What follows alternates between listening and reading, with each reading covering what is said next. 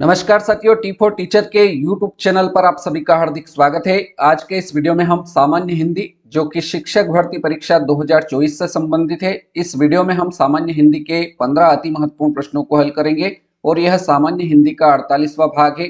तो चलिए बिना किसी देरी के आज के इस वीडियो को शुरू करते हैं। पहला प्रश्न है, जयशंकर प्रसाद का संग्रह नहीं है, इनमें से कौन सा संग्रह जयशंकर प्रसाद का नहीं है? आकाशदीप, तो यह जयशंकर प्रसाद का संग्रह है। बी है इंद्रजाल, यह भी जयशंकर प्रसाद का है। सी है आंधी, यह भी जयशंकर प्रसाद का है। इसलिए राइट आंसर आपका ऑप्शन डी हो जाएगा, साए में धूप। यह जयशंकर प्रसाद का संग्रह नहीं है, विकल्प डी हमारा राइट आंसर रहेगा। अगले प्रश्न की ओर बढ़ते हैं साथियों। प्रश्न संख्या 2, न्यून शब्द में कौन सी संधि है? हमारे पास शब्द दे रखा है न्यून, और इस शब्द में कौन सी संधि होगी? यण संधि होगी, दीर्घ संधि, अयादि संधि या फिर वृद्धि संधि। तो न्यून शब्द में आप देखेंगे तो यह शब्द के आगे न दे रखा है आधा, और इस कारण से य के आगे यदि आधा न दिखे तो यहाँ पर यण संधि हो जाएगी। क्योंकि आपको एक चीज याद रख लेना है, य, र, ल और व, इन चारों के यदि आगे आधा वर्ण दिखाई दे तो वहां पर यण संधि आपको लगा देना है। चलिए आगे बढ़ते हैं साथियों प्रश्न संख्या 3 की ओर।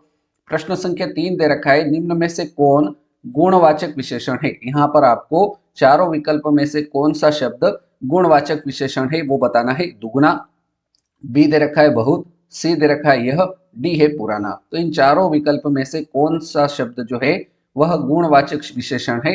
तो गुणवाचक विशेषण यहाँ पर पुराना शब्द है। ऑप्शन डी हमारा बिल्कुल सही उत्तर रहेगा।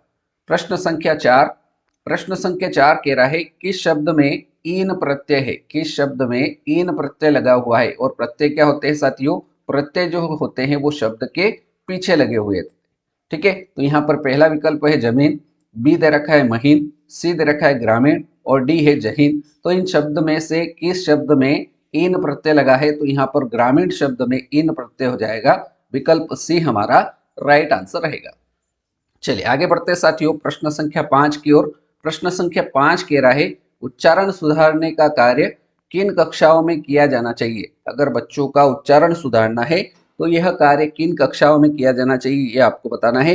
प्रारंभिक कक्षाओं में किया जाना चाहिए, माध्यमिक कक्षाओं में, उच्च माध्यमिक कक्षाओं में या फिर उच्च कक्षाओं में? तो साथियों उच्चारण सुधारने का जो कार्य है वो प्रारंभिक कक्षाओं में किया जाना चाहिए, विकल्प ए इस प्रश्न का बिल्कुल सही उत्तर रहेगा। अगला प्रश्न है प्रश्न संख्या 6, निम्न में से मुहावरा नहीं। यहाँ पर आपको चार विकल्प में से बताना है कि कौन मुहावरा नहीं है। अंग लगना, यह मुहावरा है। बी दे रखा है अंगारे उगलना, यह भी मुहावरा है। सी दे रखा है अंत भला तो सब भला, यह मुहावरा नहीं है, इसलिए राइट आंसर हमारा विकल्प सी सही उत्तर रहेगा। चलिए अगला प्रश्न देखते हैं प्रश्न संख्या 7। प्रश्न संख्या 7 में हमको बताना है, मानसिक भाव छिपाना। मानसिक भाव छिपाना वाक्यांश के लिए सार्थक शब्द है। मानसिक भाव छिपाना, इसके लिए वाक्यांश के लिए सार्थक शब्द क्या हो जाएगा? तो मानसिक भाव छिपाना, इसके लिए सार्थक शब्द अवहितता हो जाएगा। ऑप्शन बी हमारा करेक्ट आंसर रहेगा। अगले प्रश्न की ओर बढ़ते हैं साथियों प्रश्न संख्या 8। प्रश्न संख्या 8 कह रहा है, जो क्रिया कर्म का बोध नहीं कराती, जो क्रिया कर्म का बोध नहीं कराती उसे क्या कहते हैं? अकर्मक क्रिया कहते हैं, सकर्मक क्रिया कहते हैं, संयुक्त क्रिया कहते हैं या फिर प्रेरणार्थक क्रिया कहते हैं? तो साथियों जो क्रिया कर्म का बोध नहीं कराती उसे अकर्मक क्रिया कहते हैं, इसलिए विकल्प ए हमारा बिल्कुल सही आंसर रहेगा। चलिए अगला प्रश्न देखते हैं साथियों प्रश्न संख्या 9। हाथ शब्द का समानार्थक शब्द है। यहाँ पर आपको हाथ शब्द का समानार्थक शब्द बताना है। हाथी है, बट है, तरल है या फिर कर है? तो हाथ शब्द का समानार्थक शब्द क्या हो जाएगा? कर हो जाएगा, विकल्प डी हमारा सही आंसर रहेगा। अगला प्रश्न है प्रश्न संख्या 10। पुरोगामी, पुरोगामी शब्द का यहाँ पर आपको विलोम शब्द बताना है। पुरोगामी का विलोम शब्द क्या होगा? पश्चिगामी होगा, उधर्वगामी होगा, पतनगामी होगा या अपूर्ण होगा? तो पुरोगामी का विलोम शब्द साथियों पश्चिगामी हो जाएगा, विकल्प ए इस प्रश्न का राइट आंसर हो जाएगा। चलिए प्रश्न संख्या 11 पर बढ़ने से पहले अभी तक वीडियो को लाइक नहीं किया तो लाइक कर दीजिए, शेयर नहीं किया है तो शेयर कर दीजिए। चलिए प्रश्न संख्या 11 देखते हैं। प्रश्न संख्या 11 कह रहा है, देवत्व, देवत्व शब्द में कौन सी संज्ञा है? देवत्व शब्द में यहाँ पर आपको संज्ञा बताना है। जातिवाचक संज्ञा है, भाववाचक संज्ञा है, द्रव्यवाचक संज्ञा है या फिर व्यक्तिवाचक संज्ञा है? तो हमारे पास शब्द दे रखा है देवत्व, और इस शब्द में जो संज्ञा होगी वो आपकी भाववाचक संज्ञा हो जाएगी, इसलिए प्रश्न संख्या 11 का राइट आंसर बी विकल्प के साथ रहेगा। अगला प्रश्न है प्रश्न संख्या 12, किस शब्द में द्वंद्व समास नहीं है। यहाँ पर आपको 4 विकल्प दे रखे हैं, इनमें से किस शब्द में द्वंद्व समास नहीं है। ऑप्शन ए है माता पिता, दोनों पद प्रधान है इसलिए इसमें द्वंद्व समास होगा। बी विकल्प है दाल बाटी, दोनों पद प्रधान है इसलिए इसमें भी द्वंद्व समास होगा। सी दे रखा है भला बुरा, दोनों पद प्रधान है इसलिए यहाँ पर भी द्वंद्व समास होगा। लेकिन विकल्प डी में आपको दे रखा है परम पिता, इसमें द्वंद्व समास नहीं होगा, इसलिए डी ऑप्शन हमारा सही जवाब रहेगा। अगले प्रश्न की ओर बढ़ते हैं साथियों, प्रश्न संख्या 13, इनमें से किस शब्द में अनुपसर्ग प्रयुक्त हुआ है। यहाँ पर आपको बताना है कि किस शब्द में अनुपसर्ग, उपसर्ग जो होते हैं वो शब्द के कहाँ लगते हैं, आगे लगते हैं। तो यहाँ पर इन चारों विकल्प में से किस शब्द में अनुपसर्ग प्रयुक्त हुआ है। अनुसंधान में, अनुभव में, अनुचित में या अनुकूल में। तो यहाँ इसका राइट आंसर अनुचित हो जाएगा। अनुचित शब्द में अनुपसर्ग प्रयुक्त हुआ है, इसलिए राइट आंसर इस प्रश्न का विकल्प सी सही जवाब रहेगा।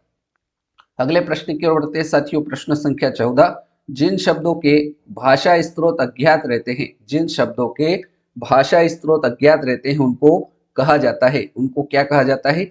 विदेशी शब्द कहा जाता है, देशज शब्द कहा जाता है, तत्सम शब्द कहा जाता है या फिर तद्भव शब्द कहा जाता है।